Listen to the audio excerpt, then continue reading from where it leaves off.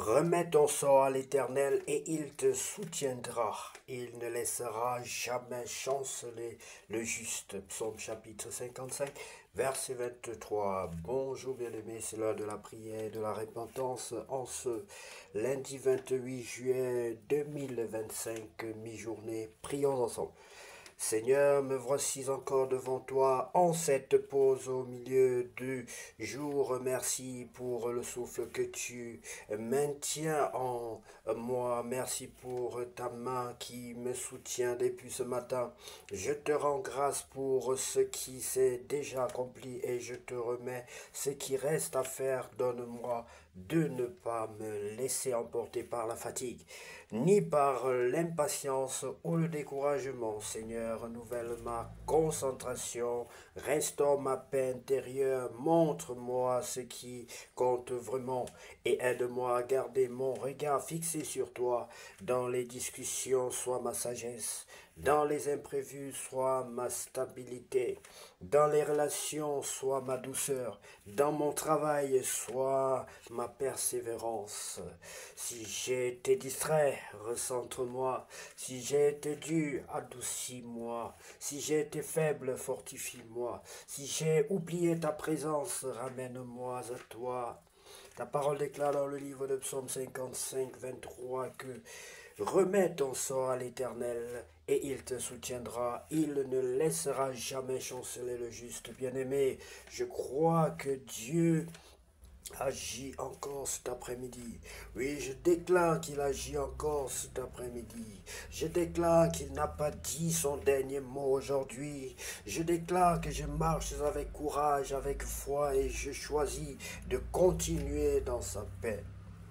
Seigneur, que cet après-midi te glorifie, que mes actes soient guidés par ton amour et que ma vie soit un témoignage fidèle de ta grâce. Je te fais confiance au nom puissant de Jésus-Christ de Nazareth. J'ai ainsi prié. Amen. Bien-aimé, si tu n'as pas encore reçu le Seigneur Jésus-Christ dans ta vie comme ton sauveur personnel et ton Seigneur, je vais t'inviter à prendre la position qui honore ton Dieu. Tu peux te mettre à genoux, accroupi ou debout, peu importe, bien-aimé. Mais si tu sais dans ton cœur que tu honores l'Éternel Dieu Tout-Puissant, que ton cœur, que les genoux de ton cœur sont fléchis, c'est une bonne chose, bien-aimé, car nous devons être humbles devant ce Dieu d'amour. Tu vas donc répéter cette prière après moi. Je vais tout simplement te diriger, t'orienter dans la prière. Si tu n'as jamais prié, si tu n'as jamais invoqué le Seigneur Jésus-Christ dans ta vie, comme ton sauveur personnel et ton Seigneur, si tu ne t'es jamais repenti du péché originel et de tes propres péchés bien-aimés, voilà l'occasion t'est offerte. Tu vas donc dire cette prière de tout ton cœur bien-aimé. Seigneur Jésus-Christ, je reconnais que je suis un pécheur contrairement à toi. Seigneur Jésus-Christ, je reconnais que je suis un pécheur. Je te demande pardon pour mes péchés, pour le péché originel et pour toutes les fautes que j'ai commises jusqu'à ce jour. Je te demande pardon pour le péché originel, pour mes péchés et pour tout ce que j'ai fait en mal jusqu'à ce jour. Pardonne-moi Seigneur et accorde-moi une nouvelle vie. Je t'invite dans ma vie comme mon sauveur personnel et mon Seigneur. Oui, je t'accepte dans ma vie comme mon sauveur personnel et mon Seigneur. Sois mon Dieu, dirige mes pas, brise en moi tout ce qui ne te glorifie pas. Entre dans le temple de ma vie, entre dans le temple que je suis et détruis tous les objets des vendeurs de pigeons, tous les objets de commerçants dans ma vie, tous ceux qui ont commercé ma vie, tous ceux qui ont commercé avec ma vie, détruis toutes leurs tables, détruis tous les objets dans ma vie. Je t'en supplie, Seigneur, prends le plein contrôle de ma vie. Prends le plein contrôle de ma vie, Seigneur. Je te reçois dans mon cœur comme mon sauveur personnel. Sois désormais mon Dieu et que toute idole tombe maintenant au nom de Jésus. Que toute fornication tombe au nom de Jésus. Que tout vol tombe au nom de Jésus. Et tout esprit de méchanceté soit détruit de ma vie au nom de Jésus-Christ de Nazareth. Baptise-moi et remplis-moi de ton Esprit Saint. Oui, Seigneur, tu as dit que tu donnerais gratuitement à quiconque te le demande ton Esprit Saint.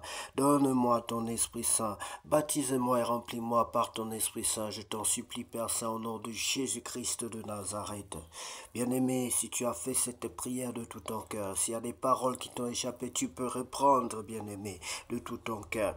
Invite le Seigneur dans ton cœur sincèrement. Invite Dieu dans ta vie sincèrement et qu'il s'installe, qu'il prenne la première place dans ta vie, qu'il t'oriente, qu'il te baptise, qu'il te remplisse de son Esprit Saint et de l'onction de l'Esprit de Dieu, afin que tu puisses marcher selon la volonté de Dieu et non selon ta volonté, bien-aimé. Soyez bénis au nom de Jésus-Christ. La Bible dit qu'il y a plus de joie dans le ciel pour un pécheur qui se répand que pour 1000 justes. Oui, bien-aimé, si tu t'es repenti, sache qu'il y a la joie dans le ciel pour toi. Sache qu'au ciel aujourd'hui, il y a une très grande fête en ton honneur parce que tu es retourné dans la maison du Père. Bien-aimé, pour grandir dans la foi, naître c'est une chose, croître aussi c'est une autre chose, bien-aimé. Pour croître, pour grandir dans la foi, il faut demeurer dans la parole de Dieu. Il faut lire la parole de Dieu tous les jours, comme il est écrit dans le livre de Josué chapitre 1, que ce livre ne quitte point ta bouche. Comme il est écrit dans le livre de Psaume chapitre 1, que heureux l'homme qui ne marche point selon le conseil des méchants, qui ne s'arrête point sur la voie des pécheurs, qui ne s'assied point en compagnie des moqueurs, mais qui trouve son plaisir dans la loi de l'Éternel, et la médite jour et nuit. Il est comme un arbre planté près d'un courant d'eau qui porte son fruit en son temps et dans le feuillage ne s'efflète point. Tout ce qu'il fait lui réussit. Bien-aimé, tu es cet arbre. Si réellement tu fais de l'Éternel ton idole, tu fais de l'Éternel ton Dieu, tu fais de l'Éternel ton Dieu, tu fais de la parole de Dieu ta passion. Oui, bien-aimé, tu verras une transformation radicale dans ta vie, dans la vie de ta famille, dans ta vie familiale, dans ta vie maritale, dans ta vie professionnelle, dans ta vie spirituelle. Si tu fais de la parole de Dieu l'épée de tes combats, tu vaincras, bien-aimé. Tu auras la victoire sur tous tes ennemis. Tu auras la victoire sur les sorciers de ta famille. Tu auras la victoire sur les sorciers de ta société, de ton quartier, de ta maison. Tu auras toujours la victoire et tu iras de gloire en gloire, bien-aimé. Nous allons donc sans plus tarder lire la parole de Dieu dans le livre de 1 Chronique chapitre 8, bien-aimé. Notre émission, notre concept de cross biblique, de lecture de la parole de Dieu est toujours d'actualité et nous bénissons tous ceux qui nous sont restés fidèles, bien-aimés. Nous avons passé un bon moment sans diffuser nos émissions, nos enseignements, notre lecture, nos prières sur TikTok et nous sommes de retour. Nous bénissons l'Éternel, nous marchons selon la volonté de Dieu, bien-aimés. Si Dieu nous dit d'arrêter quelque chose, on arrête, mais s'il nous remet encore à cœur la liberté de faire, nous le ferons, bien-aimés. Nous marchons selon l'Esprit et non selon notre chair. Et c'est pour la gloire de Dieu que nous voulons travailler et que nous travaillons, car lui seul revient la gloire. Lisons la parole de Dieu dans le livre des Chroniques, chapitre 8, bien-aimé. Lis la parole de Dieu, bien-aimé, même si tu ne comprends pas. La Bible ne dit pas de comprendre, c'est deux verbes différents. La Bible te dit de lire. C'est le Saint-Esprit qui est là pour t'enseigner. Tu dois lire. Ton travail, c'est de lire. Heureux l'homme qui ne marche pas, qui médite la parole de Dieu, qui la lit, que ce livre de la loi ne quitte point ta bouche, tu dois la lire, et le Saint-Esprit, la Bible dit, qui viendra t'enseigner toutes les choses, tu lis et le Saint-Esprit t'enseigne. Bien-aimé, le maître ne peut pas bien t'enseigner à l'école si tu n'as pas lu tes leçons. C'est quand tu as lu que le maître t'enseigne, c'est quand tu as lu que le professeur t'enseigne, il te donne des explications, tu poses des questions et le maître t'enseigne. Le Saint-Esprit, c'est ton maître spirituel, le Saint-Esprit, c'est ton Père spirituel. Le Saint-Esprit, c'est ton enseignant par excellence, bien-aimé. Mais il ne saura t'enseigner si tu n'as pas lu tes leçons. Lis, bien-aimé, lis la parole de Dieu. Ne cherche pas, ne dis pas que tu n'as pas compris. Lis et demande l'aide de l'Esprit de Dieu. Lis et demande au Saint-Esprit. Saint-Esprit, qu'est-ce que ce verset signifie? Qu'est-ce que ce passage signifie? Quand il est écrit de telle manière, qu'est-ce que cela veut dire? Quelle est la représentation spirituelle? Quelle est l'implication dans ma vie? Quelle est la transformation que cette parole peut apporter dans ma vie? Le Saint-Esprit ne déçoit jamais, bien-aimé, il te répondra. Il te répondra instantanément. Du moins chez moi, il répond instantanément, bien-aimé. Il ne m'a jamais déçu. Lisons la parole de Dieu, bien-aimé, dans le livre d'un Chronique, chapitre 8.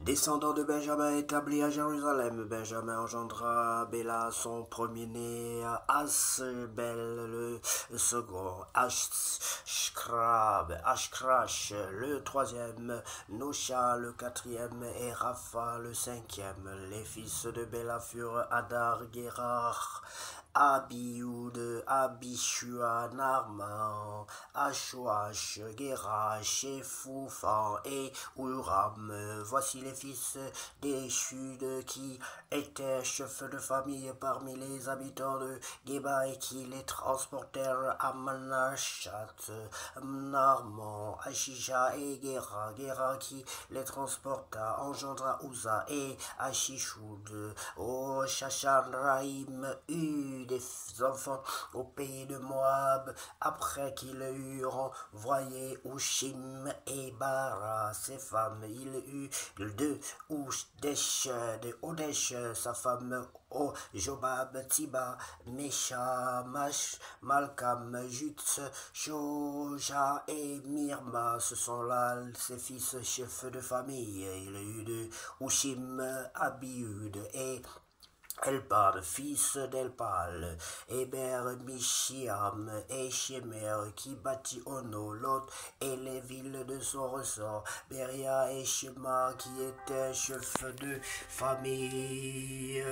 Parmi les habitants d'Ajalon mirent en fuite les habitants de Gad, Ashijo, Shashak, Jérémoth, Zebadja, Arad, Eder, Mikaël, Jishpafa et Josha étaient fils de Beria, Zebadja, Meshulam, Itzki, Héber, Jishmeraï, Jisléa et Jobab étaient fils d'Elpal, Jakim, Zikri, Zabdi, Elienaï, Taïr, Eliel, Adaja, Beraja et Shimrat étaient fils de Shimei, Jishpan, Héber, Eliel, Adam, Zikri, Adam, Anania, Elam, Antotija, Jideja et Penuel étaient fils de Shak, Shamsherai, Shesharia, Talia, Jareshaï, Elijah et Zikri étaient fils de Jéhosham. Ce sont là des chefs de famille, chefs selon leur génération. Ils habitaient à Jérusalem. Le père de Gabaron habitait à Gabaron et le nom de sa femme était Marca. Oh, Adam, son fils premier-né, puis Tsukis, Bal, Nadab, Gédor, Ashjo et Zeker. Mikelot engendra Chiméa. Il habitait aussi à Jérusalem près de leurs frères avec leurs frères. Ner engendra Kiskis, engendra Saül. Saül engendra Jonathan, Malkishua, Abinadab et Eshbal, fils de Jonathan, Merib-Bal engendra Miché, fils de Miché, Piton, Melek. Taéréa et Achaz engendra Jéhoada engendra Lémet, Asmavet et Zimri engendra Motza engendra Binéa, Rapha, son fils Éléazar, son fils Atzel, son fils Atzel eut six fils dont voici les noms: Azrikam, Bokru, Ismaël, Shearia, Abdias et Anan. Tous ceux-là étaient fils d'Adzel, fils d'Eschek, son frère Oulam, son premier-né, Jéhush, le second, et Eliphelef, le troisième. Les fils d'Oulam furent deux vaillants hommes tirant de l'arc, et ils eurent beaucoup de fils et de petits-fils, 150. Tous ceux-là sont des fils de Benjamin. Bien-aimé, c'est la généalogie, c'est la table de généalogie. Et nous devons lire toutes ces choses, bien-aimés. Ne pensez pas que Dieu n'a pas des choses à nous enseigner à travers les généalogies. Contrairement, bien-aimés, Dieu a beaucoup de choses à nous montrer. Lisez et vous verrez ce qui se passera dans vos cerveaux, dans vos mémoires. Et surtout, demandez à l'Esprit de Dieu de vous aider. Lisez, ne comprenez pas, mais lisez quand même. Lisez, ne comprenez pas, lisez toujours. Le Saint-Esprit viendra vous enseigner ces choses, bien-aimés. Il y a des noms que nous avons lus, que nous connaissons, que nous avons déjà lus plusieurs fois, des noms qui vont se retrouver dans ce chapitre et que nous reconnaissons et cela nous fait pile plaisir. Bien-aimé, Atalia par exemple me dit quelque chose, Elijah me dit quelque chose, Jérusalem, le père de Gabaron, Gabaron c'est un nom intéressant et c'est très important. On dit pour mieux connaître ton avenir, il faut connaître ton passé. Pour mieux connaître ton présent, il faut connaître ton passé, bien-aimé. Et il est pour nous plus qu'important de connaître, de lire, de comprendre ce qui s'est passé dans l'Ancien Testament, car ces écrits ne sont pas écrits en vain. Ces écrits sont là pour nous aider à avoir de bases solides. Si tu ne comprends pas l'Ancien Testament, tu ne comprendras pas le Nouveau. Si tu comprends pas si tu ne lis pas le Nouveau, tu ne comprendras pas très bien l'Ancien. Pour comprendre l'Ancien et le Nouveau, bien aimé, il faut lire les deux et créer le croisement pour avancer. Que Dieu vous bénisse abondamment, bien-aimé, puis cet après-midi être le plus beau de tous les après-midi déjà passés sur cette terre. Au nom précieux de Jésus-Christ, nous avons ainsi prié. Amen.